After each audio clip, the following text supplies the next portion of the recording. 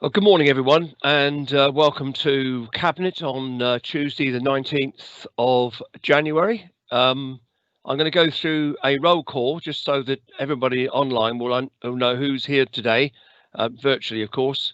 Peter Wharf, who's Vice Chairman, Ray Bryan, Graham Carr-Jones, Tony Ferrari, Jill Haynes, Laura Miller, Andrew Parry, Gary Suttle, and David Walsh. So the Cabinet is all present. And officers today, Matt Prosser, Chief Exec, Aidan Dunn, the Executive Director and Section 151 Officer, John Selgren, Executive Director Place, Teresa Levy, Executive Director Children, Vivian Broadhurst, Executive Director Adults, Sam Crow, Director of Public Health, Jonathan Mayer, Corporate Director Monitoring Officer, David McIntosh, Corporate Director HR and OD, and Kate Critchell, Senior Democratic Services Officer. And our producers today are Pauline Weld and Judy Saunders. There will be, obviously, for backup, there will be some of the report authors with us as well. But apologies, Kate, we haven't got any today, have we? No, Chairman, there are no apologies. Colleagues, minutes of the last meeting, when I'm able to sign them, are we content with them as drafted? Agreed. Agreed. Thank you very much. Agreed. Declarations of interest. Anybody got any declarations of interest today? If not, as usual, if something crops up you feel you should have made a declaration, just make me aware. We move on to public participation, and we have 3 questions today, and they'll be read out alternately by Matt Prosser or Jonathan Mayer. And the first question is from Lucy Hamilton, who's a Weymouth Town Councillor. And I presume it's Matt Prosser, is it? Yes, it is indeed, Chairman. So thank you very much. Thank you, Chairman. So question from Councillor Lucy Hamilton, Weymouth Town Council, local government finance reform. Can Cabinet confirm that Dorset Council is pushing for reform of local government funding? The Local Government Association is calling for a multi-year core local government funding settlement. The LGA, Local Government Association, calls for reform and review of local taxation, which is currently based on 1991 property prices. The LGA calls for a complete review of business rates, where currently multipliers are controlled by central government. To improve the build-out rates of homes with planning permission, the LGA proposes that councils should be able to charge developers full council tax for every unbuilt development from the point that the original planning permission expires. Central government funding for local services is at an historic low. Government funding to councils has fallen by 60% since 2010. As a result, funding for essential services in Dorset falls on the shoulders of council taxpayers, more so than in many other counties. Residents and businesses need Dorset Council to speak up for fair funding for local services. The burden shouldn't fall on the shoulders of those who can least afford to pay it. Thank you, Chair. Thank you very much, Matt. I'll invite Gary Suttle to respond, please. Thank you, Leader. Gary Suttle, Cabinet Member for Finance. Thank you for the question, and I can confirm that the Cabinet is pushing for reform of local government funding. And there are a number of aspects to this. Firstly, there is Dorset's own funding. It's Cabinet's view that Dorset Council's funding from government is insufficient for the services needed by our residents. Many other wealthier councils continue to receive revenue support grant from government, but we don't. Dorset's funding is almost entirely locally raised, and this funding source does not match local needs or the cost of their delivery. This leaves Dorset Council with no choice but to set one of the highest council tax charges, and we therefore continue to press for a rethink of the council tax and business rates agenda to obtain fairer funding for Dorset residents. Secondly, the Cabinet believes that the level of funding made available to local government in total is insufficient. We just have to look at financial challenges faced by adult and children's social care to see this. Thirdly, we need financial certainty. Government funding is currently announced on a one-year basis. We want and need to develop long-term financial plans, and to do that, we need multi-year financial settlements. I can assure you that we are continuously making these points to government through our memberships of the Local Government Association and the County Council networks. And we're also making the point directly through our MPs and through our direct links with MHCLG. Last week, our leader met with Luke Hall, the Minister of State for Housing, Communities and Local Government, and made these points on behalf of the council. And yesterday, he also wrote to the Secretary of State for Health and Social Care, restating the need for multi-year settlements for the social care part of this role, not just health. Thank you. Thank you very much, Gary. I invite Jonathan Mayer to read the second question from Lucy Hamilton. Thank you, Chair Leader. The second question from Lucy Hamilton relates to St Mary's School at Shaftesbury. My question relates to Agenda Item 7, Budget Strategy Report, and Item 9, Children's Provision. On 7th January, Dorset Council confirmed that it aims to buy St Mary's School near Shaftesbury. This is to improve services for children and adults. How will this purchase be financed? St Mary's School near Shaftesbury is an enormous, rambling Victorian building set in 55 acres of grounds. The school lies just over the border in Wiltshire. I assume Dorset Council taxpayers will contribute to its purchase, maintenance and running costs. I welcome investment in the future of our children and vulnerable adults. I would rather this investment stayed within Dorset, at sustainable locations close to our big towns, close to our families. As part of local government reorganisation, there was a fire sale of Dorset County Council properties across the county. Well-used local centres in our communities and on a human scale were put up for grabs. Last year, Dorset Council pledged to divest itself of properties. Government rightly requires local authorities to care for children and vulnerable adults. Government should pay for these essential services. Thank you very much, Jonathan. And I'm going to reply to Lucy's. Thank you very much for your question, Lucy. The St Mary's site in Shaftesbury has been purchased through the use of capital funds. Its usage is subject to formal consultation, but it will be expected that any future use would be to either be self-funded or offset revenue expenditure that would otherwise have been incurred elsewhere. The site comprises buildings of various ages that may be suitable for a range of use to support the provision of Dorset children and young adults. We're also keen to maximise the use of other government funding whenever possible to provide for the people of Dorset and actively seek to attract such funding to the county. Thank you very much. Now the next question is from John Culver and Matt Prosser to read, please. Thank you. Thank you, Chair. So, question from John Culver. As someone who lives off Weymouth Avenue in Dorchester, I support the proposal to spend some of the community infrastructure levy funding on the stretch of pavement outside the market on Weymouth Avenue. I myself in recent years have tripped over and gone headlong due to uneven paving, and I have known a neighbour who sustained facial injuries due to a similar fall. This is also where the coaches drop off visitors and where people walk down to town from Fairfield car park, so it is well overdue for both residents and visitors. My question is this: do we have to wait for similar funding before other places where visitors arrive in Dorchester are improved or moved? For example, there is the crammed space where buses drop people off in Trinity Street, and there is the continual problems of access to both the railway stations. Thank you, Chair. Thank you very much, Matt. The response comes from Ray Bryan. Ray. Yeah, thank you, Leader. I'm Councillor Ray Bryan, portfolio holder for Highways, Travel and Environment. And thank you for the question, John. Highway improvement projects are identified on a case-by-case basis and form part of a programme of maintenance. Details of defects and report of trips or falls help the council make decisions about which improvement schemes to prioritise. Dorset Council utilises the most appropriate funding sources available when addressing necessary improvements. Highway projects are identified on a case-by-case basis and form part of a programme of improvement and maintenance.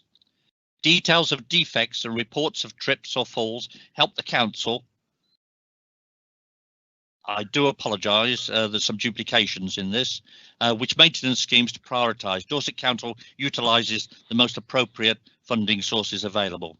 There is only enough funding granted to Dorset Council on an annual basis to deliver a proportion of improvement schemes that are proposed, meaning that individual schemes are developed and prioritised for delivery against others across the whole county. The Council also seeks to utilise external funding to deliver highway schemes where possible and depending on the criteria and objectives for that funding. Thank you, Leader. Thank you very much, Ray. Well, that's the end of the public participation this morning. We've now moved on to agenda item 5, which is questions from members, and we've got 2 questions, one from Councillor David Tuke and one from Councillor Ryan Holloway. So can I invite David Tuke to read his question, please? Thank you, Leader. Excuse me. My question is regarding consultation on the local plan. Regarding the consultation on the local plan, currently I understand that it's proposed to put 5 copies of the consultation document in public libraries, which due to coronavirus restrictions will be available via the order and collect system. It seems quite probable that issuing copies via this collect scheme, with its concomitant delays for hygiene as well as a loan period of up to 3 weeks, will severely restrict the number of people who can see the document in this way. This also makes it difficult for those who neither drive nor use the internet to make a contribution. Whilst I accept that mailing a copy to every household would be prohibitively expensive, would it not be possible to mail out on demand? Thank you. Thank you, David. I'll invite David Walsh to respond, please. Thank you, Leader. I am Councillor David Walsh, Portfolio Holder for Planning. Thank you, David, for your question, because this specific question has arisen a couple of times. We have been moving away from printed copies in many areas of our work as part of our commitment to reducing environmental impacts. And during the pandemic, we have, of course, been holding all our meetings online. Nationally, approximately 93% of the population has internet access, and this is increasing. We have 5 printed copies of the local plan consultation document in each of our 23 libraries. These will be available for click and collect loan, and they will be quarantined in between loans so as to minimise the risk. We can also arrange for them to be delivered to people who are unable to get to the libraries. There is no requirement in legislation to make individual hard copies available. At this first stage of consultation, we are only obliged to notify people and invite their representations. At the next stage, the regulations require us to make the documents available on the website and hard copies for inspection at our offices and anywhere else we consider appropriate. During last year, this legislation was amended in response to the coronavirus pandemic to remove the requirement for even inspection hard copies to be available. The cost of printing and posting on-demand copies would be approximately £55 per copy, but would also require officers to make otherwise unnecessary trips into the office to undertake the printing. Whilst consultation during the lockdown is certainly challenging, we are offering a range of approaches, including the loaned copies at libraries, as mentioned, a series of online webinars and podcasts, and a dedicated telephone line for people who would like to discuss anything to do with the plan. Thank you. Thank you very much, David. The next question is from Councillor Ryan Holloway. Ryan.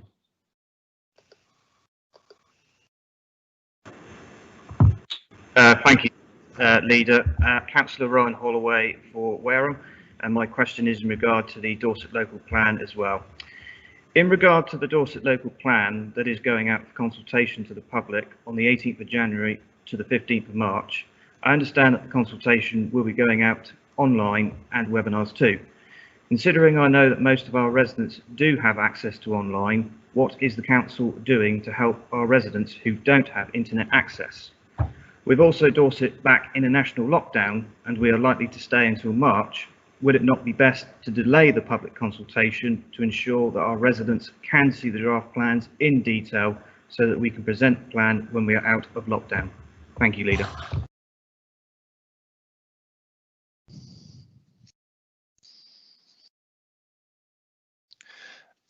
Thank you, Leader.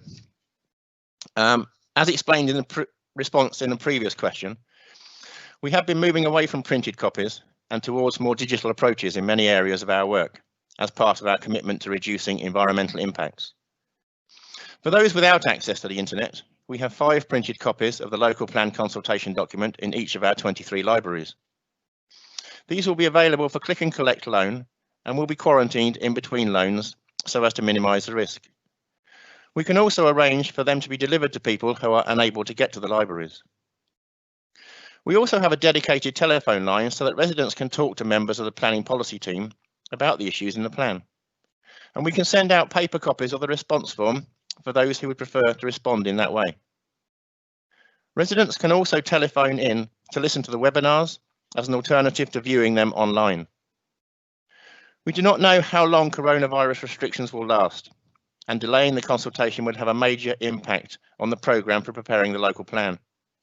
It is very important that we make progress on the plan, as without an up-to-date local plan in place, the weight that can be given to local policies is less, and we therefore have less control over the development that takes place in the Dorset Council area. Thank you, Leader.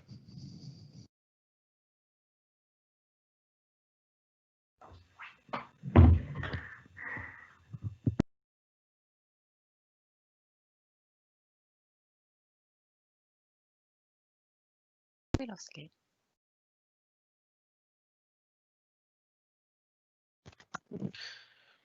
We appear to have lost Councillor Flower. I don't know whether there's internet connectivity issues.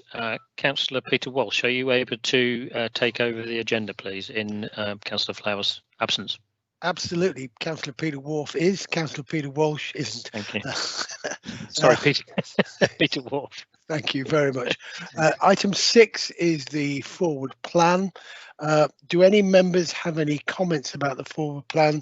I'm sure you are all aware, the Cabinet members, that it is a constantly moving document that we update, having discussed this with the committee chairs, any members and the directorate and the chief executive. I don't propose to go through it step by step, but I am keen to find out if there's anything that needs to be raised. If there isn't, we'll move on. Do I have any questions from Cabinet members?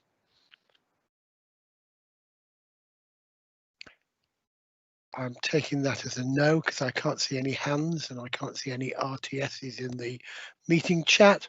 Are there any members online who have any questions and wish to raise them? I'm happy if there's some question about this from members, not Cabinet members, please. I'm back now, Peter. Oh, okay. I had a complete power cut. There you are. No problem. I'm just completing item 6. There have been no questions from either the Cabinet or members, so I'm now going to finish that item and say, in that case, we will continue with the forward plan as it is, and I now hand back to Councillor Spencer Flower, the leader. Thank you very much for that, Peter. Sorry about that, everyone. I've had a power cut. I couldn't do much about that. Right, we're going to move on to agenda item 7 and 8. I'm going to reverse the order of these two items because I think it's right and proper that we deal with the third quarter performance before we deal with the budget. So both the items will be covered by Gary Suttle. So over to you, Gary. Thank you, Leader. So we'll start with the quarter 3, and as you say, we've reversed the order of the agenda. Quarter 3, as you can see, predicts an £18.6 million shortfall, and I think a number of people have asked the question, whilst we know this is bad, it's a lot better than the original projections of 43 million in quarter 1, 28 million in quarter 2. What exactly have you done that makes such a significant difference to the finances of the council? And I think it's fair that I just spent a bit of time this morning covering how we got from 43 to 18. It certainly isn't rocket science, but what we did in quarter 1, and I totally agree with that projection, it was based on a prolonged period of lockdown. No one at that time knew when things would reopen. No one knew how our finances would fare, and we have taken what can only be described as the absolute worst case scenario. As time moved on, the summer in particular was a significant reversal of fortune for a number of people. It allowed us to be more optimistic, and by releasing a number of reserves and commitments that we'd made, and by internal management making significant savings and alterations to a way in which the year was going, we managed to get down to 28 million. And we still were taking a fairly cautious view, which we continue to do. And from there, we've come down to 18. And the main thing is that we have had some support from government. I would say we still need significant support. And of course, COVID-19 has been absolutely devastating. And the most important thing, I think, was whether we're 18 million short or not, is that we have maintained services throughout this very, very difficult time. We have made provision for financial loss, and we will unfortunately have to use reserves. But we still have 1 quarter to go. And I was hoping to be able to say, perhaps when we started talking about the outcome of Q3 internally, that we would see a better outcome on the 31st of March. But right now, I think that with the pressures of lockdown, the greater uncertainty, rollout of the vaccine, etc., which I have to say to a number of people, what a fantastic job is being done, because this isn't just about finance, this is about all the support that we are receiving from various aspects of the council. And I would love to have said that things are getting better, but right now it really is uncertain. I think that we will be closer to 18.6 than we would wish, but that is the likely outcome. So I thanks once again to all of the support, and in particular Aidan Dunn, Jim McManus, etc., who've worked long hours and really we've worked together to make certain that the information you have is as best we can get in the circumstances. Happy to take questions, Leader. Thank you very much, Gary. I don't know, had an outage of power. I was going to mention, as usual, that before I open the debate within the Cabinet, any non-executive member who wishes to speak, either a question or a comment, use the request to speak facility in the chat box. But feel free to do that. But I will invite either of the two scrutiny chairmen to speak if they wish to. If not, they may wish to speak on the budget. But I'll just ask them first, and then I'll go to a request to speak from David Taylor. So either Jill Taylor or Shane Bartlett. My God. Hello, thank you, Chairman. We're getting a huge amount of flack from businesses in Dorchester and Dorset regarding the fact of lack of help. I'm just wondering how we're going to support the businesses regarding rates and tax, because they really are falling apart at the moment. Okay, I'm not sure, Gary. Can you comment on that at this point? Of course, all these things are sort of tempered in irony. Only within the last hour, Dorset Council have been absolutely said how wonderful we've done from business with the grant system that the government put in. Obviously, this is a government-led support. Yeah. We do what we can. Very few businesses aren't paying business rates, but we're well aware that there are a number of people who've fallen through the cracks. We will try and support any business that contacts us, but our available resources are limited. And I think everybody, unfortunately, is in this same boat. And I think our only hope is to get, as I say, roll out of the vaccine and to try and see some sort of normality. Very, very difficult times, David, and I'm sure you agree. But we are very supportive of business. I think we've done whatever we've been asked to promptly, quickly to get that money out that came to us from government as quickly as possible. And as I say, one of the top performers in the country with the amount of money we had to distribute. Thank you. Thank you very much, Gary. That's great. Thanks also for the question, David. Sorry? Thanks for the question. Yeah, thank you. It's just I'm worried because of the fact that if you go down South Street in Dorchester, it's dead. You know, it's closed up, and I'm just wondering whether or not behind the scenes we're working with the Chamber of Commerce and the BID and people like that to make sure that we're delivering the correct message, to making sure safeguarding the people and shopkeepers of the town. Yeah, okay, we'll take that point away. It's a good point. We'll take it away, David, if you don't mind. Thank you very much. Thank you. Jill Taylor.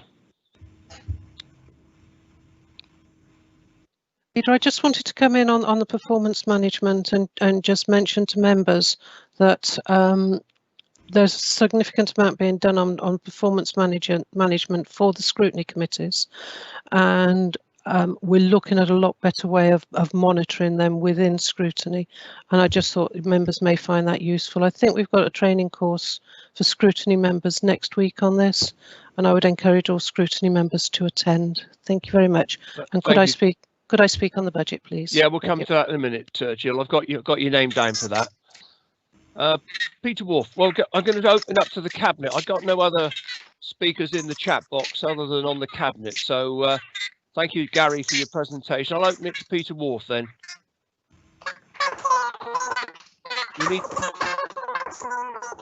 Peter, you're not coming through very clearly. You might need to come back again.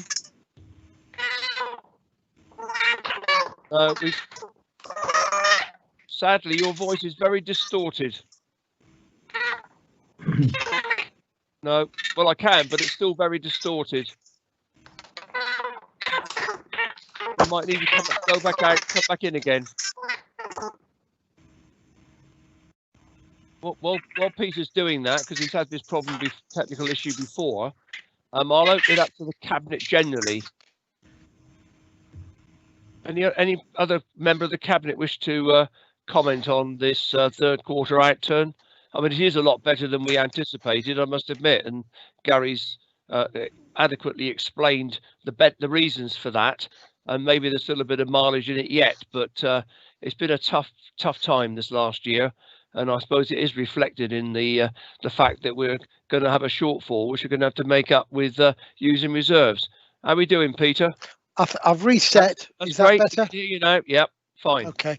Can I thank Jill Taylor for raising the point? Can I make the point about performance management, which is in my area, that we're pulling together performance management systems from 6 different sources and having a consistent mechanism for reporting on progress and identifying areas that are, in our view, not going to plan. We are having a training course and a session for the scrutiny committees. I will be going to that to talk to them about it. All cabinet leads have been through extensive training, as have cabinet members, about the performance management system. And whilst it's still at early stages, I encourage the scrutiny committees to embrace the performance management system and to take part in proper effective scrutiny using the metrics that we're providing, and we will be making this information available to members as a whole and the public as the system is rolled out. It is in early stages, but I think so far people have been very positive about its use, and I'm hoping that it will become absolutely common practice within our council, and it will demonstrate that we are moving forward as a single council operating in a very business-like and professional manner. Thank you, Chairman. Yeah, thank you very much, Peter. Really good contribution. Any other colleagues from the cabinet wish to speak on this? Otherwise, we can just accept the third quarter performance report that Gary's presented. Can we agree? Agreed. Thank you very much. We'll now move on back to agenda item 7, which is the budget strategy report, and it's Gary Suttle. Thank you, Leader. Well, this morning I'm presenting to Cabinet the budget for 21-22 of the strategy. When we set the current year budget, I don't think anybody could have imagined what would happen in the coming 12 months. This budget, both a first in COVID times, but also the most challenging budget for this council or any predecessor council in modern times. I thank all of those who've worked to make this budget work, in particular Jim McManus and Aidan Dunn, but also all of those behind the scenes who've done so much to ensure the outcome. The current year's budget has seen many changes to our expenditure, and although we've had government support, it remains likely to experience a shortfall of 18 million, as I previously discussed in the previous item. We hope for improvement, but with the current lockdown, no apparent end, and our reliance on the vaccine, nothing can be said to be concrete. Consequently, you'll see that although we have every confidence in our budget assumptions, the risk assessment must remain high. A recommendation to you is to support rises in council tax of just under 2%, and also to make the social care percentage offered by government at just under 3%. I'm sure that most of you at this meeting today wish we had a better option, but any rise in council tax in these incredibly difficult times is, we acknowledge, a bitter pill to swallow. However, to maintain services to the people of Dorset, we have no other choice. Our deficit in this year itself greatly outweighs the money that this will raise, and if we assume that the current year deficit remains at 18 million, the brunt of a shortfall must come from reserves, and we have little opportunity to significantly optimise in a couple of years. We must take the most prudent option available, and sadly, this is to increase council tax. The coming year is without doubt a challenge that will stretch our resources to the full. The budget gives significant budget increases to both adults and children's services, but we know that the system is under most strain. To achieve this, the budget makes the assumptions of a number of savings coming from transformation and restructure, and our priority is and will remain the protection of frontline services, and the budget in the paper seeks to support this throughout the coming year. The budget has been through our Budget Cafe Day and also scrutiny, which I hope has been helpful, and I think all of those involved have ensured that they've all had an opportunity to input and respond. Although our greatest challenge, this budget, I believe, shows our commitment to frontline services, for protection of staff, and supports our community, and I recommend it to you. Thank you. Thank you very much, Gary. Well, before I open it to the Cabinet, I am aware that both the scrutiny chairman wish to comment. So I'll invite Jill Taylor first, please. Thank you very much, Leader. I'd just like to make a few comments, and as has already been mentioned, the work of the Scrutiny Committee, particularly my committee, the People and Health Scrutiny Committee.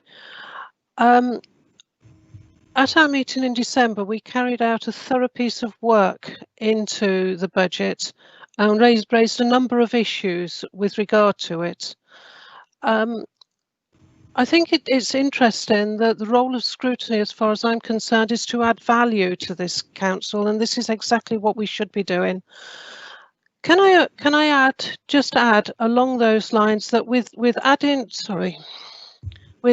value to the council, would members please bear in mind, when we are making decisions of all sorts, that scrutiny can add value and has a really valuable role to add to this council? And could I ask you to consider, where appropriate, to refer any items through to our committee, both my committee and to Councillor Bartlett's committee?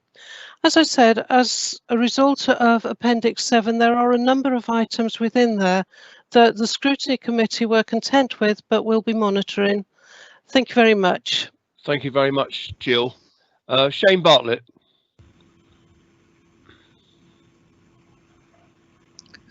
Thank you, Leader. Councillor Shane Bartlett for the Place and Resources Scrutiny Committee.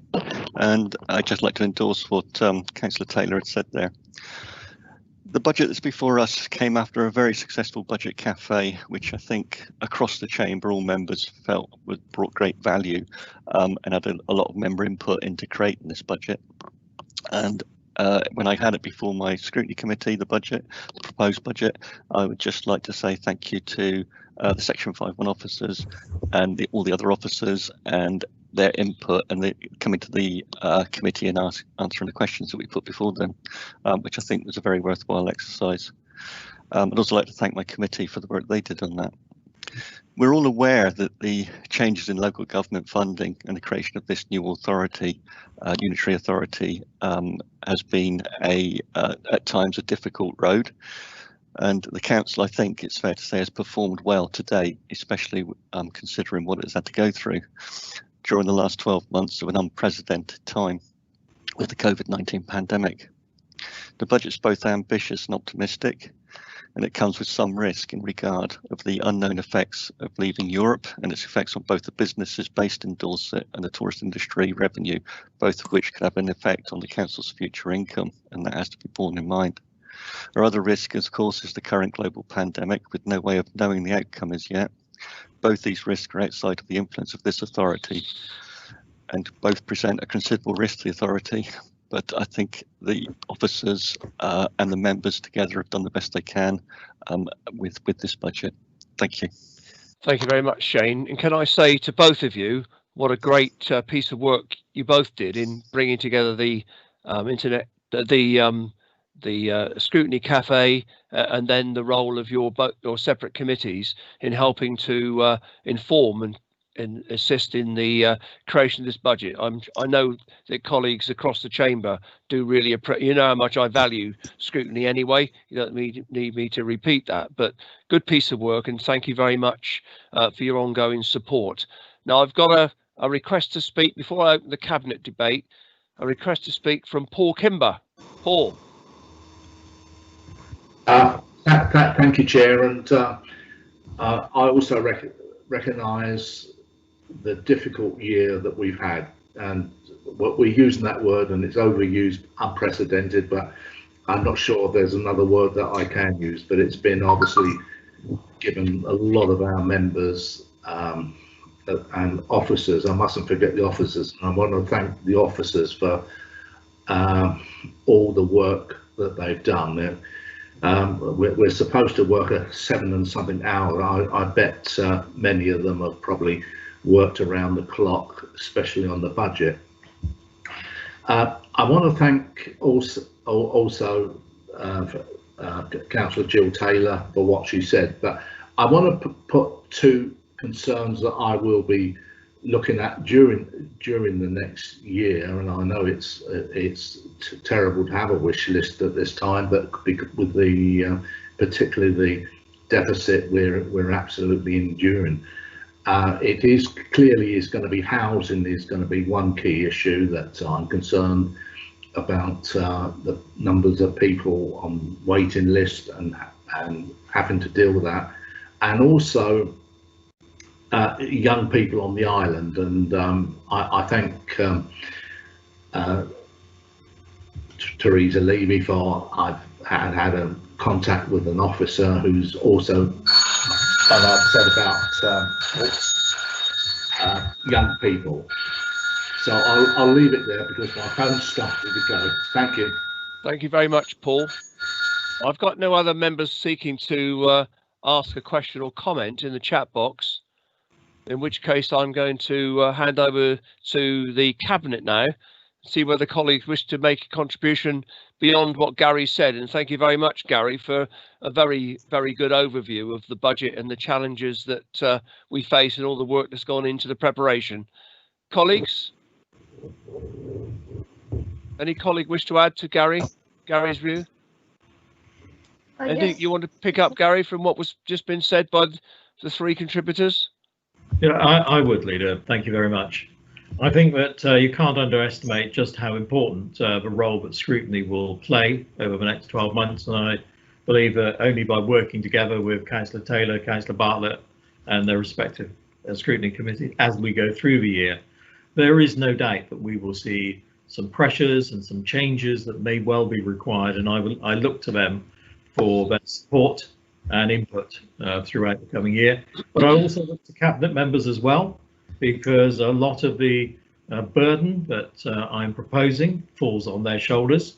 And so I believe that the only way we're going to get to a successful end of year 21-22 is by working together as a council overall to achieve what is at the end of the day the best for the residents of Dorset. Thank you. Yeah, well said, Gary. Jill Haynes. Thank you, Leader. Jill Haynes, I'm the Cabinet Member for Customer and Community Services.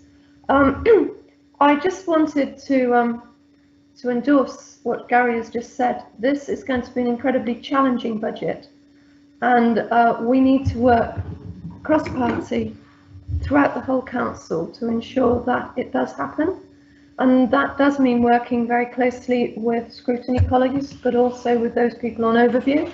And I would urge all councillors to actually become really involved in the process of making this budget work. We're going to have to do things very quickly in order to make the differences that we need to. And therefore, it does need involvement from everybody in order to deal with this particularly challenging time. Thank you very much, Jill. Andrew Parry. Thank you, Leader.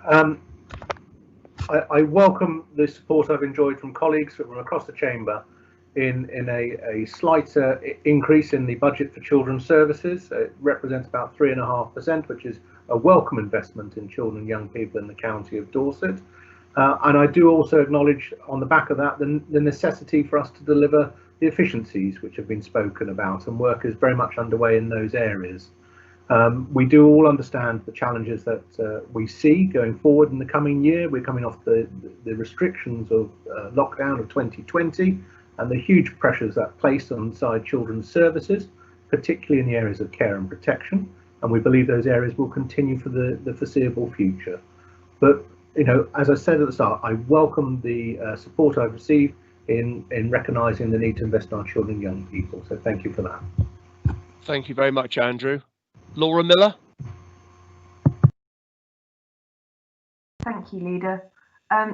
Yeah, really, to echo Andrew's words, I suppose, I found the budget setting process to be a really positive one, which is a strange thing to say, given the pressure that adult services are under. I welcome the fact that we have managed to get to this point, and I thank the scrutiny chairs in particular, everybody that really got involved with this, because after the year that we've had putting together this budget, really difficult, and the officer teams have just worked so hard on this. So I'm glad we have been able to get to this point. As with children's services, we have an awful lot of transformation to do. It's well underway. We're really positive about it, but we are very conscious of the need to deliver on those savings that we've laid out. So really, I just wanted to commend the work that's been done and support this. Thank you, Leader. Thank you very much, Laura. Well said. I've got no other cabinet members wishing to speak. Bearing in mind, this is a recommendation to a full council on the 16th of February. So, colleagues, can we agree? Agreed. Thank you very much. Agreed. Right, we'll move on to agenda item 9 now, which is children's provision, and I'll hand over to Andrew Parry.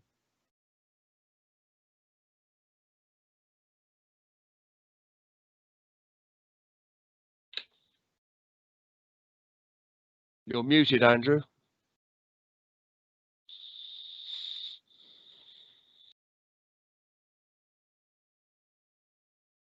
You don't seem to be able to connect with Andrew at the moment.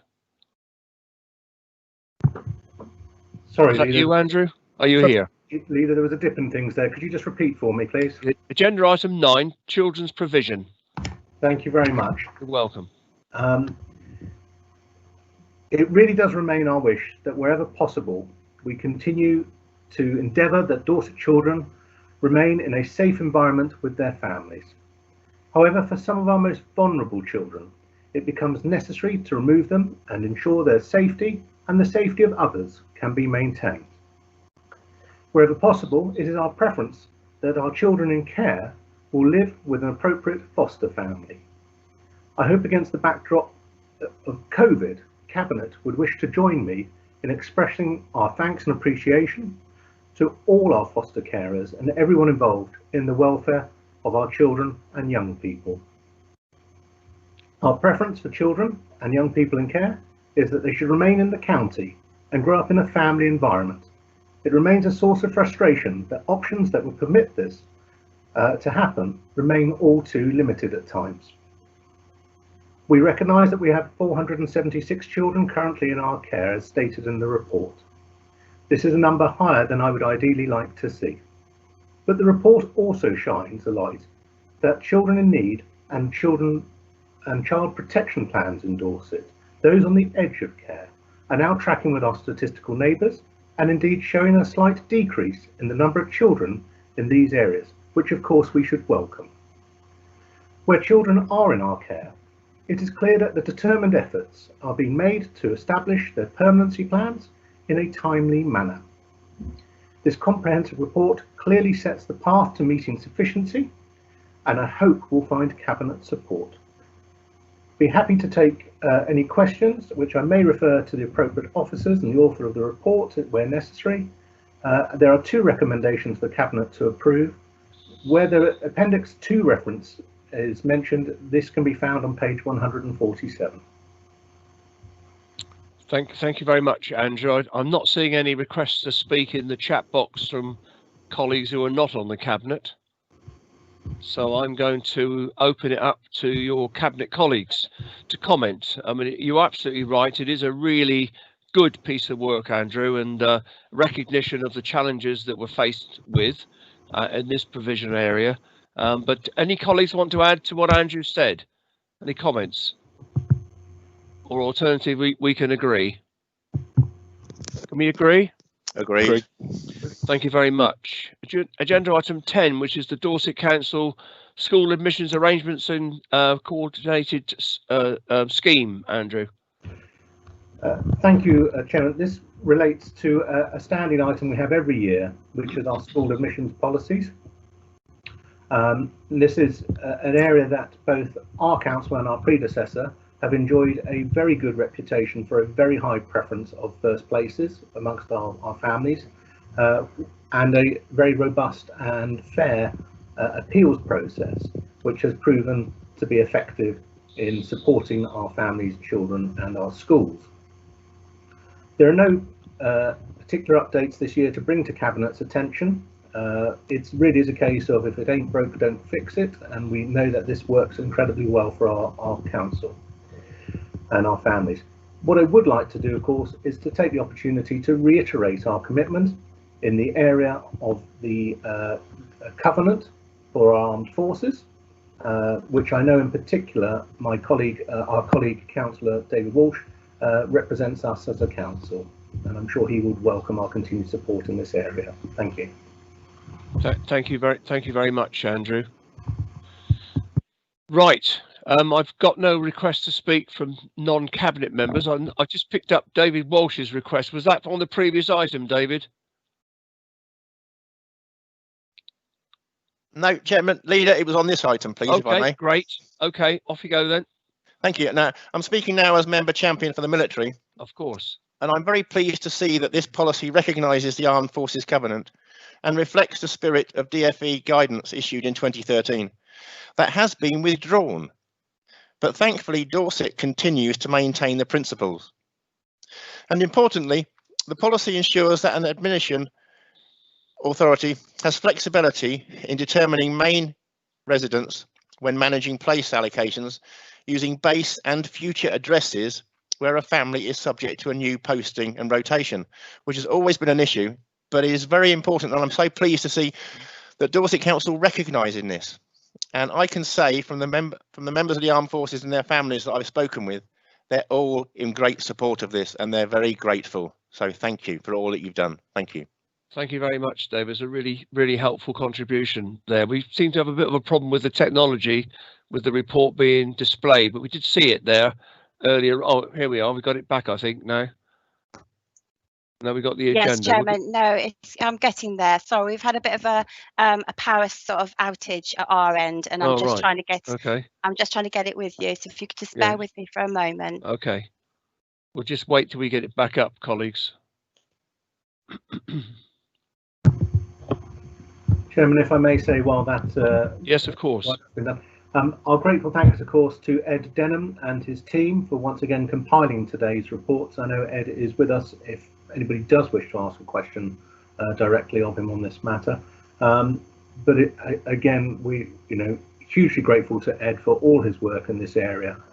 It's a staggering comprehensive piece of work, and our success at securing so many first places for our children in their preferred educational settings really is to be applauded. It's no mean feat.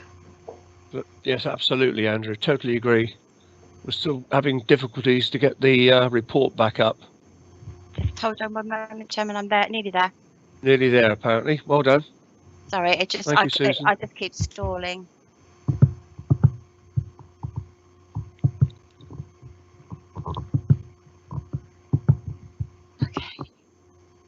Great. Well done. Apologies. Power outages, they are a problem, as I can speak with recent experience. Well, thank you for your presentation, Andrew. Colleagues, I don't see any other requests to speak on this item. So it's with us because it has to be with us, I'm told by Andrew, on an annual basis. There haven't been any significant changes, a few tweaks maybe, but nothing else. So can we agree? Agreed. Thank you very much. We move on to agenda item 11 now, which is the recommendation for spending community infrastructure levy funding. I hand over to Councillor David Walsh. Thank you very much, Leader. And this time I'm speaking as portfolio holder for planning. So with regards to SIL, due to the reforms of the planning system, councils now have greater freedom to spend community infrastructure levy money on the infrastructure of their choosing, which consequently prompted the need for Dorset Council to introduce governance arrangements for commencing the actual spend of SIL monies. Encouragingly, meaningful levels of developer contribution funding has been secured through SIL for a variety of different infrastructure types. At our Cabinet meeting last July, a framework was approved for governing the spend of SIL funds, and that included arrangements for the use of internal officer groups in the form of a property management group, PMG, and a capital strategy and asset management group, CSAMG, to help implement and oversee the spend of the levy. Although there is now greater freedom to spend SIL, Cabinet resolved to honour the legacy infrastructure commitments set out in previously established infrastructure lists, up until the point at which the regulations changed. And importantly, we resolved to spend SIL money within the charging area from which it originated. And that principle will apply to funds collected from the 1st of September 2019 onwards, which will be subject to separate periodic spending rounds starting in summer 2021. CSAMG agreed and so recommend that the ring-fenced SIL money would be the focus of a first round of SIL spend, and that future rounds would consider new infrastructure priorities as well as any unspent SIL monies from the first round. Table 1 within this report sets out how the agreed governance framework has been implemented since our July Cabinet, and shows that there were 42 expressions of interest in response to the first funding round between the 2nd and 27th of November. And the resulting recommendations to Cabinet by PMG and CSAMG following their assessments. Appendix A, which accompanies this report, sets out a short summary of each expression of interest, together with assessment scores, amount of funding sought, amount of funding recommended, and the recommended funding category. And as you would all have read, out of the 42 bids received, though 5 were rejected, 35 of the 37 bids recommended for approval have their funding requirements met in full, though 2 were unsuccessful in gaining full funding. Financial transfers set out in the report will be delegated to the Executive Director for Place to sign off when the requisite projects are ready for delivery. So, Leader, I therefore commend this paper to you and propose we approve the recommendation for community infrastructure levy as set out in section 10 of this report, which will ensure the delivery of important community infrastructure to support growth and development. Thank you, Leader. Thank you very much, David. I've got 2 colleagues wishing to speak. First one is Matt Hall. Thank you, Leader. Councillor Matt Hall, representing Sherborne West. If I could draw the Cabinet's attention to 10.2, there is a typo. The Ridgeway footway construction is not to introduce a slabbed footway, it is to take a slabbed footway out and to replace with an edged tarmac footing. The footway itself covers approximately 1 mile running through the estate to the primary school. Since the slabs were put down in the late 1980s, they have not been looked after and therefore are creating all sorts of trip hazards and large areas where weeds take control, leading to the council having to use an excessive amount of weed killer to keep things under control. Substantial areas of the slabs are covered in algae, which only need to literally see a raindrop for them to become extremely slippery. This money here does not complete the job, as it's not one of those where it's fully funded, but it does allow for large sections to be done which create a safer footway which in the long run reduces weed killer use and reduces the number of trips and falls. And I hope that the Cabinet supports this. Thank you. Thank you very much, Matt. I've got Councillor David Gray. Good morning, Spencer. Thank you very much. Yes, my question's for David, really. It's a point of clarity, really, on community infrastructure levy. Looking at the report of the 42 and particularly 15 in the Weymouth and Portland area, I'm wondering what involvement the community's had in spending the community infrastructure levy. Because if the money is to benefit the community, I don't see any input from either community leaders, councillors, or from town and parish councils, or from indeed residents. So I'm wondering, as a process, how do people bid for, get involved in deciding how to spend their community infrastructure levy? Thank you. Thank you, David. David Walsh. Yeah, thank you, Leader, and thank you, David. Excellent question. Now, going through this report, one of the things it focuses on is local town and parish councils, who obviously have some of the spend from this, especially those with neighbourhood plans, etc. And it is for them to be aware of what monies they have to spend, and for them to come forward, like the funding reviews we've just had. So it's critical that the local communities know what funding they have, and therefore communicating with us. I used to, when I was on North Dorset doing this point in the development, we used to go around each of the town and parish councils, and we'd look at S106 and SIL money that was available and how people could spend it. So we don't do that at present, but we are pushing that local communities do come forward with the projects that they have in mind, but they can only do this if they know what money is available. So yes, communications, if it is not already done, needs to be improved. But I think we do that with the community. Spencer, may I come back? Yes. Yes, David, thank you for the answer. I was really not talking about the 15% that town and parishes get, or the 25% if they've got a local plan. I was really, so my challenge back to you is, how will Dorset Council advertise and encourage either councillors or town and parish councils to get involved and bid? Because it seems to me, of the ones that have been proposed, there isn't not one single town or parish council has added to that. It's either from Dorset Council or Dorset Coastal Forum. So it's not been successful so far. So I'm really looking for you to commit to some action to say, how does the town and parish, how can they find out? They don't know what they don't know, and I can't find anything on the website that encourages them to do that. Thank you. David, I've got Andrew Galpin wanting to come in. I assume he's going to support you in this. Yes, please. Do you want to come in, Andrew?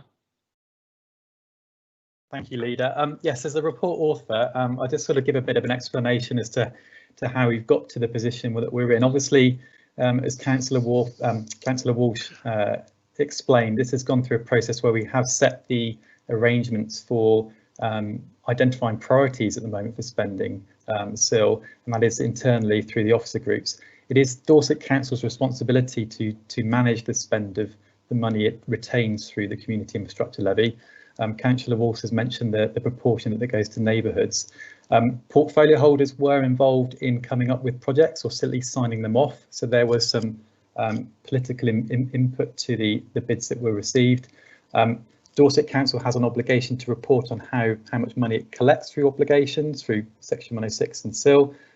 So there is going to be some greater transparency in terms of informing the public and members and other stakeholders to what money is available. This is the first round, I must add, and we will be building on this going forward and looking at how we manage expectations going forward in future rounds. But for this particular first round, the focus was on the council identifying projects, working in partnership with external groups and organisations to try and maximise the potential of the funding that we have. I think there's a thin line between keeping it focused and opening the floodgates too far and not having anything meaningful to spend. But we do have some money left over £2 million of SIL money left over from this round, which we could go to explore further just a sort of council focused in the next round, and that's something that we can take away from this process. Thank you, Andrew. Just one point of clarity. It's called a community infrastructure levy. There has been no community involvement, and I challenge you back, because you did say that it was councillors' priority and council priorities, not communities' priorities. Thank you. Thank you, Spencer. Okay. Thank you, David, and thank you for the question. Beryl Izzard.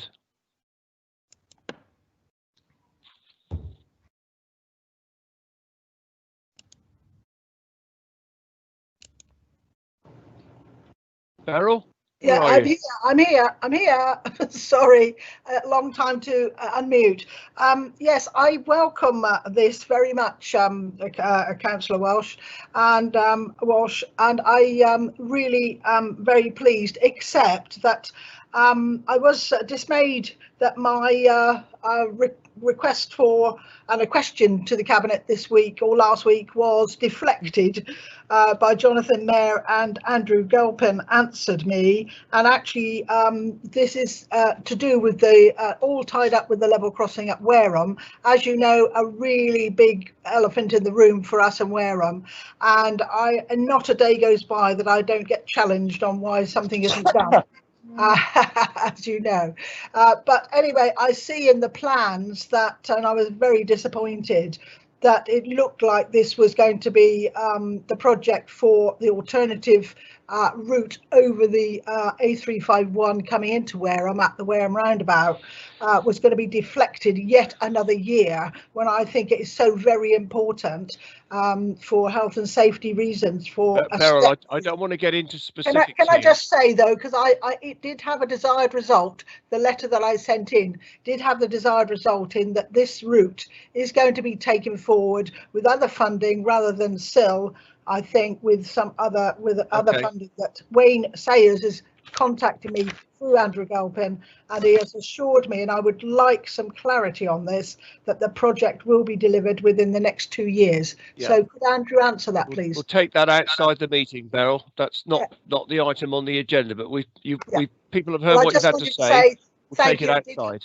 It did have the desired effect. Thank you. Good. Okay. Stella Jones.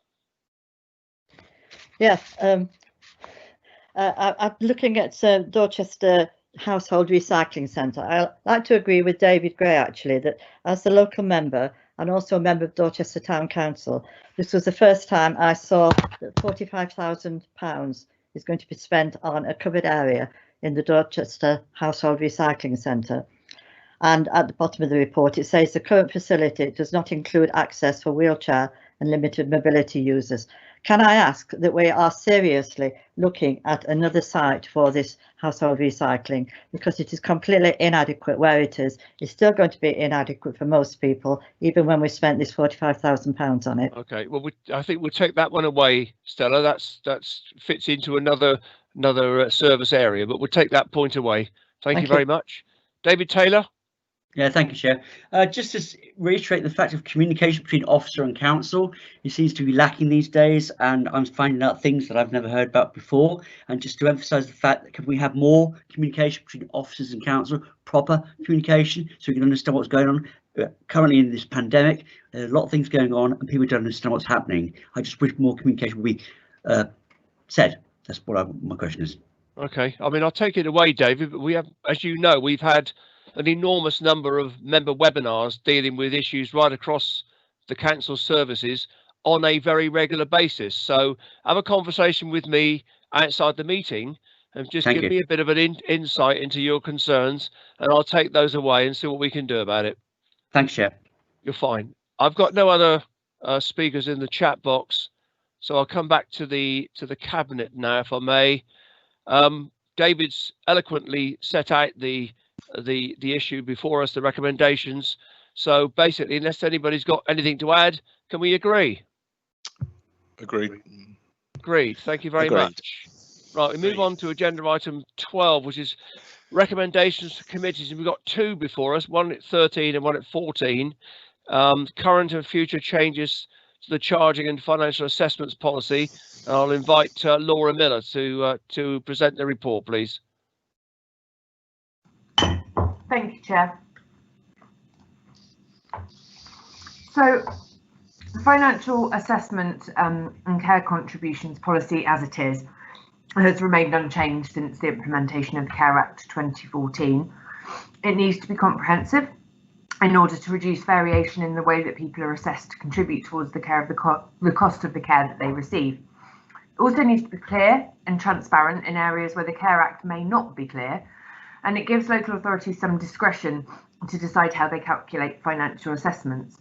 This is backed up by recent decisions from Local Government and Social Care Ombudsman, where Dorset Council has been found to be at fault through failure to clarify how financial assessment decisions will be made in our policy. So the policy also needs to be sustainable and needs to ensure that we are able to collect care contributions from people that can afford to make a contribution towards their care, because often people don't understand that there is a difference between social care and NHS care, and that there are care contributions to be made within social care if you can afford to. So the amendments to the policy that we've requested won't change the way that contributions towards care are assessed. That's really important.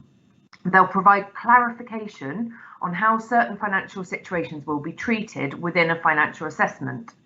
So nationally set guidance, for example, capital limits, are not affected by these minor amendments.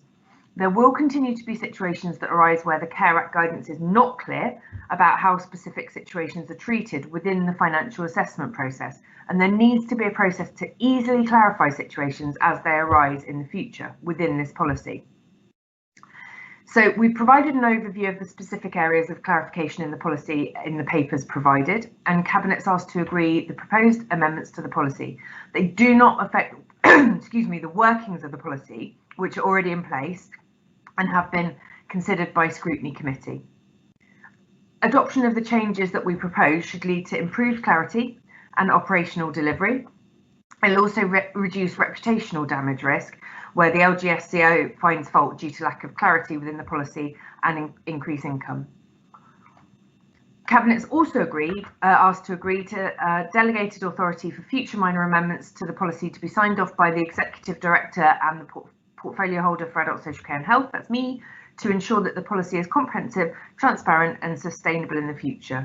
So you have the report and the recommendations in front of you, colleagues, and I would ask for your agreement. Happy to answer any questions, and I think Jill is here as well. Should we get into the detail? Thank you very much, Laura. Any comment? I've got no requests in the request to speak in the chat box. I just for clarification, Laura, you mentioned scrutiny. I've got overview here. Was it a policy creation? Let me just check. It says just for clarity, it's overview in the committee report.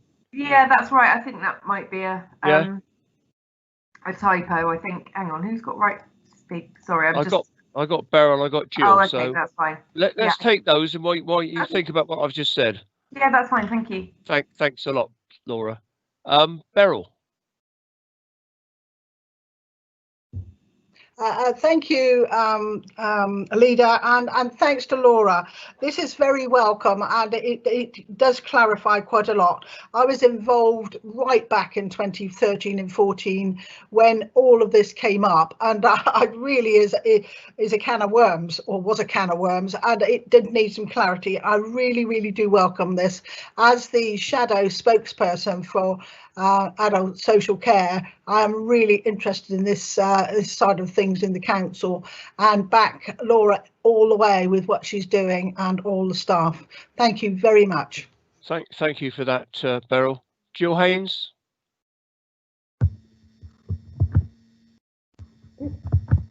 Thank you, Leader. Jill Haynes, Cabinet Member for Community Customer Services. However, in a previous existence at Dorset County Council, I had the portfolio for adult social care, and I actually set up this review and moved through so that we were doing charging that was fair, because up until that time it was a fairly random way of going forward. I don't believe that it does need to go as a policy to overview, because the policy is already there. Right, that may well be something that scrutiny might want to look at in due course, but this has had a huge trawl through a scrutiny process in the past, and this basically is tidying up some of the anomalies that people raise that you hadn't thought of when you do the policy to start with. Let's put it that way. So that's really good work, exactly what's needed, and it gives clarity to what was an existing policy. Thank you very much, Jill. And yes, you're absolutely right. It's an important piece of work, and thanks to the committee for their contribution. Do you want to come back, Laura? Yeah, I just wanted to say thanks, Jill, for that. That's really, really helpful. Yes, it's an amendment. It's not a new policy. So apologies for the confusion. And also thank you to Beryl for those really helpful words. And likewise, you know, if she would like to sort of go through any of this work outside the meeting, always happy to do that. But really, it just provides that really kind of valuable clarity on where we are and what people should be paying. Thanks a lot, Laura. I've got no other speakers. Can we agree? Agreed. Thank you very much. Agreed. Move on to agenda item 14, Equality, Diversity and Inclusion Strategy and Action Plan. Over to Peter Wharf. Thank you, Chairman. Is my voice okay? Yeah. Thank fine. you. Thank you, Chairman. The Equality, Diversity and Inclusion Strategy and Action Plan is presented for your approval. I'm very pleased to be introducing the Council's very first Equality, Diversity and Inclusion Strategy and Action Plan. This was discussed by the People Health Overview Committee on December the 14th, and I'd like to say thank you to them. They have made a series of really helpful comments and suggestions which are at the end of this report, which have either been included or will be considered and included where possible as we move forward on this. So thank you to them. And obviously I will continue to report this at intervals as we go forward. We started this work last year as a result of concerns that while there were pockets of positive work taking place across the council to promote equality, diversity and inclusion, they weren't part of a clear and coherent vision or plan, and it was given considerably greater urgency following a variety of events in America and the sad demise of George Floyd and various other things, and by the spread of COVID-19, which, as we now know, doesn't affect all population groups equally. As part of developing this action plan, we undertook consultation with residents, voluntary and community organisations, trade unions and partners and members. And we've had some incredibly positive and constructive feedback, and we've got, I believe, a much stronger product as a result of this. We've also built on the findings of the Equality Impact Assessment exercise, where all members, Dorset Council members, were invited to contribute in May of June last year. And this was facilitated by Public Health Dorset, who did an excellent job, and we're very grateful, and was managed by Susan Ward-Rice and others officers within the organisation. And I'd just like to say thank you to Susan Ward-Rice and Rebecca Forrester, who've done an excellent job in putting this together. Obviously, I will continue to work closely with officers to oversee delivery of this plan. It will be an available document on Teams, and we'll be improving it and taking it forward. There is a detailed report and the document at the end of the report, which has got all the actions there, and they will be made much more detailed as we move forward. So I recommend this. This is only the start. This is not the end, and I look forward to members continuing to contribute to this. And I wonder, Chairman, if you'd mind if Rebecca Forrester or Susan Ward-Rice want to say any words before we take questions, if that's possible. Yeah, absolutely. Can I, through you, ask either of those good people if they would like to make any comments on this? Yeah, please do. Susan? If I get silence, I'll assume not. But oh, Susan's there. Thank Hello, you. I'm Susan Ward-Rice, Diversity and Inclusion Officer. No, I think you summed it up really well, Councillor Wharf. Thank you. It's sort of, as you say, it's very much the start of the work for the council around sort of diversity and inclusion, and the action plan covers our first year, so we would look to come back next year with our sort of year 2 action plan and a review of how we've done this year. But no, thank you. Thank you, Susan. Right, thank you, Susan. Anybody else? I'm assuming Rebecca doesn't, so through you, Chair, I leave it open to questions. Okay, thank you, Peter. There's a comment from Kate Weller in the chat box congratulated everybody, and rightly so. I think this is a good piece of work. It's come to fruition. We need to get it embedded now, and well done to you, Peter, and all the staff that have been involved in this important topic. So good stuff. Thank you. I've got no questions, and I would just add, you touched on it, but I will add on it again, the benefit of the overview committee's involvement on these things when we're shaping or amending policy. It's always very useful to get other colleagues involved in that process. So very grateful for the work they've done on that. So we got the recommendations before us, colleagues. Can we agree? Agreed. Agreed. Thank you very much. Move on now to agenda item 15, which is cabinet member updates on policy development matters, and I am aware of one, and I'm going to take the liberty of inviting Jill Haynes to speak. Where are you, Jill?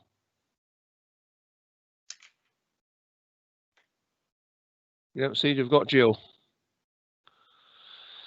I do know that Jill wants to refer a couple of items to one of the relevant overview committees, so we'll pick it up outside the meeting, but it is an active piece of work, everyone. It is the channel where Cabinet can ask overview committees to look at some certain pieces of work, either new policy or modifications to policy, but otherwise we'll pick it up separately. But oh, there you are. I know. You only had to say speak and it dropped out. Sorry about that, Jill.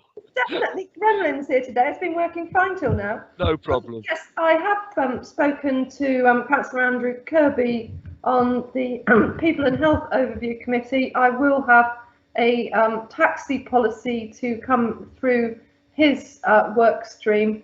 I'm looking for it to go through People and Health because obviously of the safeguarding element in taxis. So that will come probably not until some consultation work has been done, and it will go through his committee in the autumn. Great, thank you very much. I knew you had something like that, Jill. Thanks for that. Appreciate it. Andrew Parry.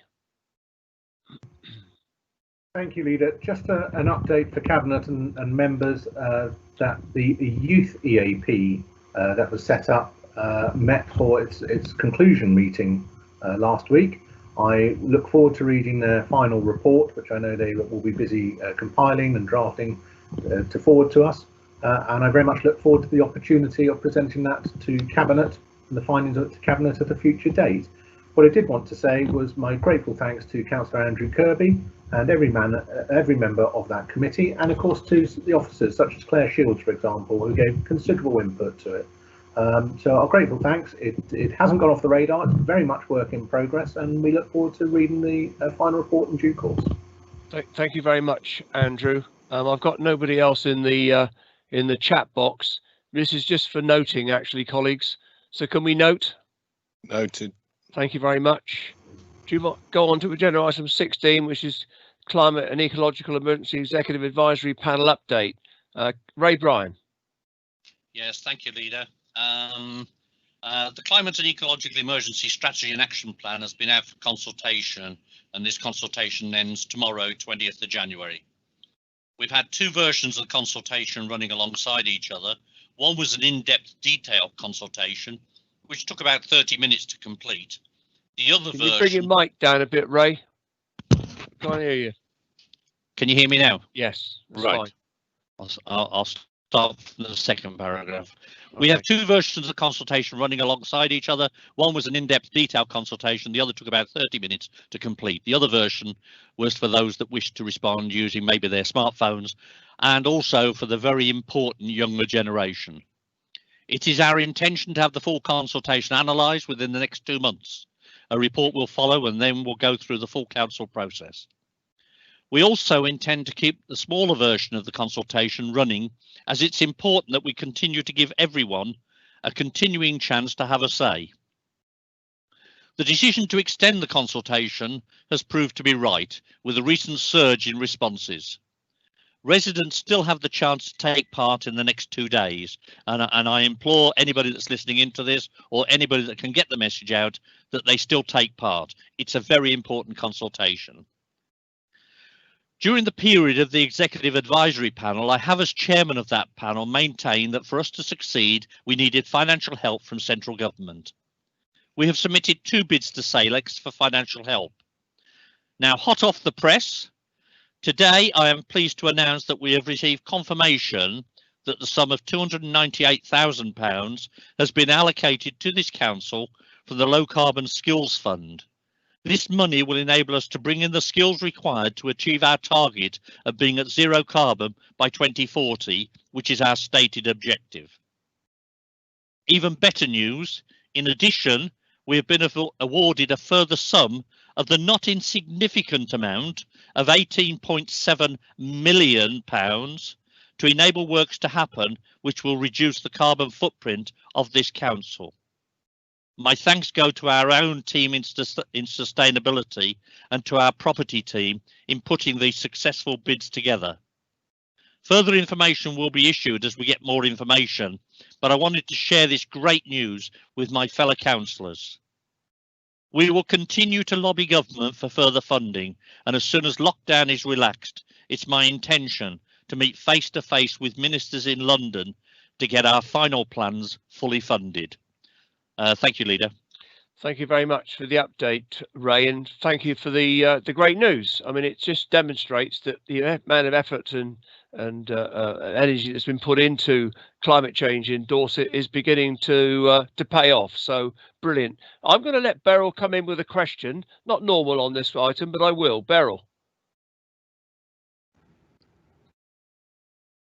Thank you, Leader. I really appreciate that. I have fantastic news about the funding from government. I'm just waiting to see, what we're going to spend all that on. And anyway, what I really want to ask is how many responses have we had from the general public and from young people? Can Ray give us that to date? Thank you. Thanks, Beryl. Ray? The up-to-date figure as of this morning is running at about 1,700. Well, that's quite a bit on from where we were, Ray.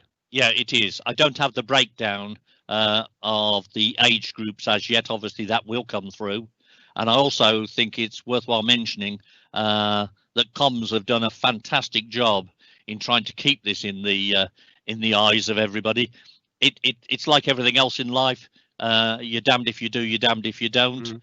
You'll never please everybody, but I think comms have done a fantastic job in keeping this to the forefront of people's minds. So thank you very much, Ray, and I endorse those comments. Thank you, Beryl.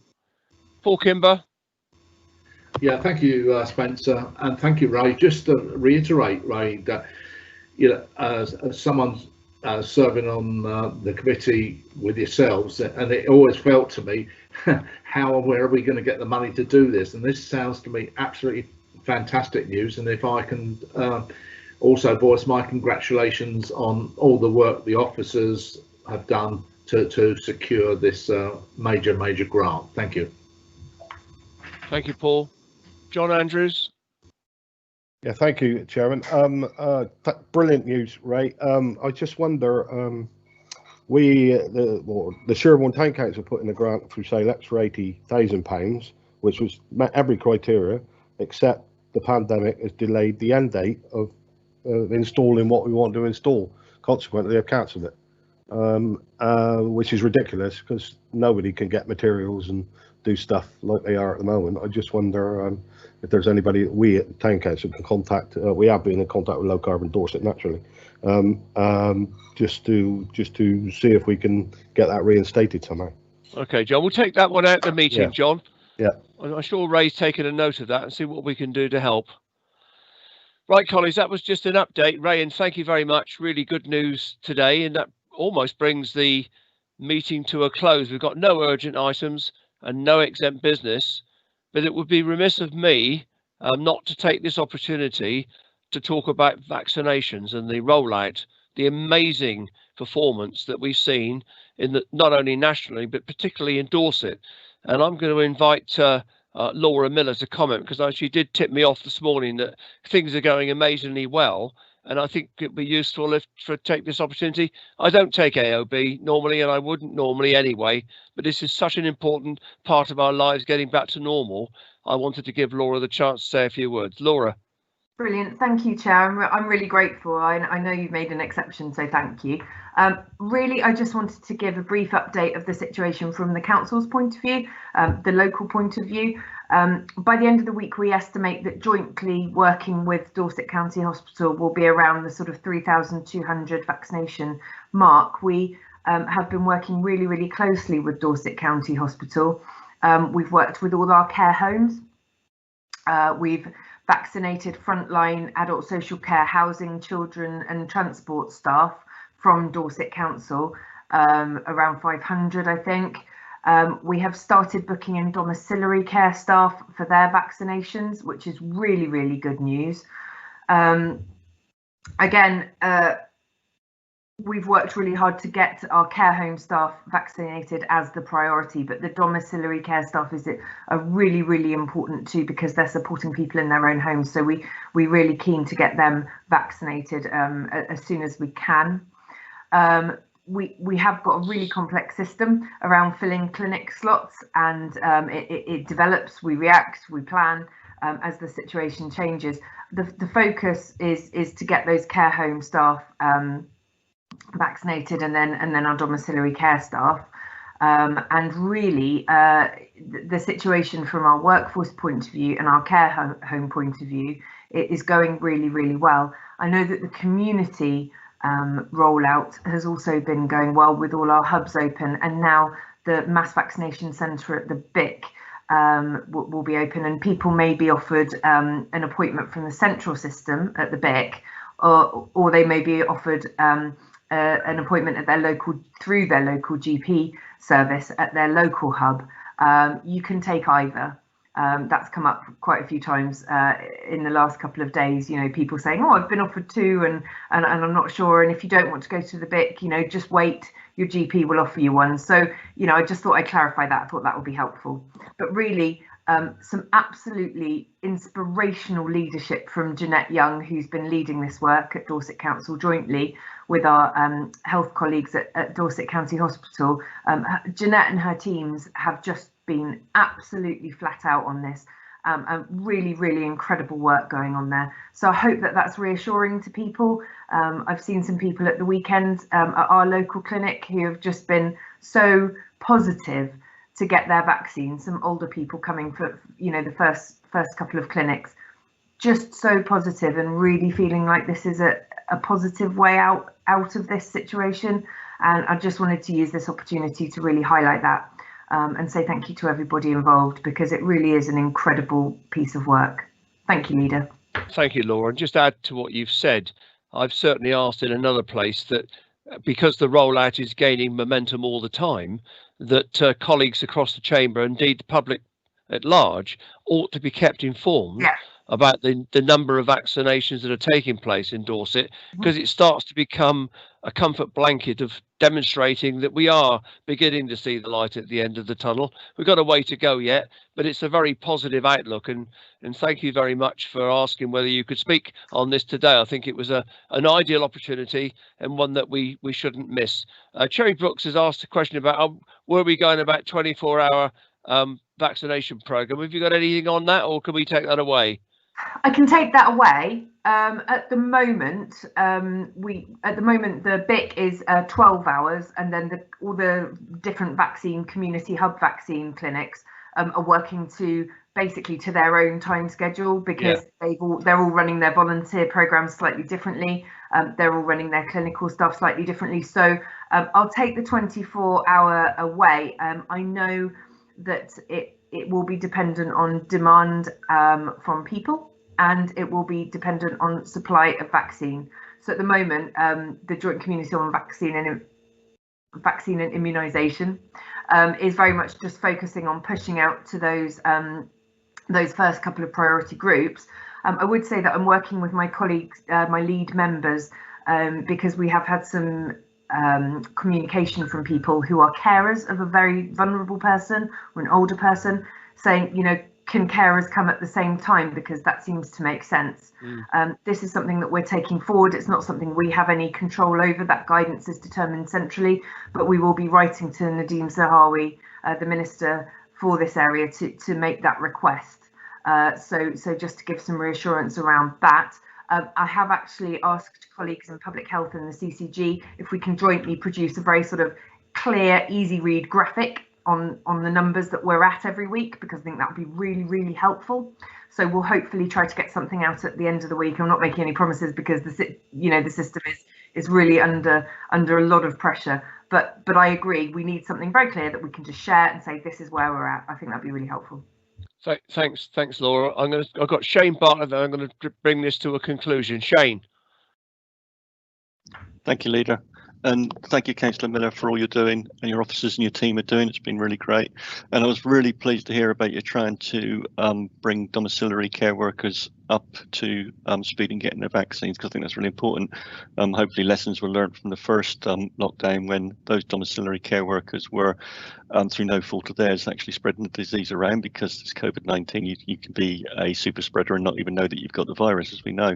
So I'd just like an assurance that us as an authority, as I appreciate that it's government that dictate, to a large degree as to who's going to get these vaccines, when they're going to get them. But can we please, as an authority, really push government in those right circles to get domiciliary care workers, to get teachers, to get nursery care workers, all those types of staff, and counsellors and those in volunteer groups that are actually in major contact all the time with members of the public, because we're all going to be super spreaders otherwise. We're not being tested. We need to be vaccinated. We need that testing to come on to be regularly tested, so that we can have an assurance that we're not spreading it around. And we really need to push to get those people that are really in contact with members of the public, to get them vaccinated, because of the risk that they're at in the work that they're doing. And I know this is going to be government led, but if we can really push for that, I'd appreciate it. Thank you. Chair, through you, if I may just briefly respond to that. Yep. Thank you, Councillor Bartlett. I couldn't agree more. I know that the JCVI have indicated that occupational prioritisation it may take place in the next tranche. They're focusing very much, I know, on those top 4 vulnerable groups. And then there is an indication that they could prioritise teachers, police, and everything. I'll certainly be pushing for that. On your point about volunteers and people who are in regular contact with the public, I've done a couple of shifts. I know many colleagues have at our local vaccination clinic. What they do, they ring round at the end of the day. If there are spare doses, they ring round a list of NHS workers locally. Could be doctors, GPs, receptionists, could be healthcare assistants. They've got people on their books, and they ring round and they say, look, can you come in at short notice? We've got some doses left over. If after that they've drummed up all the NHS sort of frontline staff for their vaccine that they can that day, they do then vaccinate volunteers so as not to waste any doses. So that is already happening. But as you said, volunteers are not sort of actively being prioritised. I think the focus is on those NHS frontline work, as we would all agree it should be. Yeah. But you're absolutely right.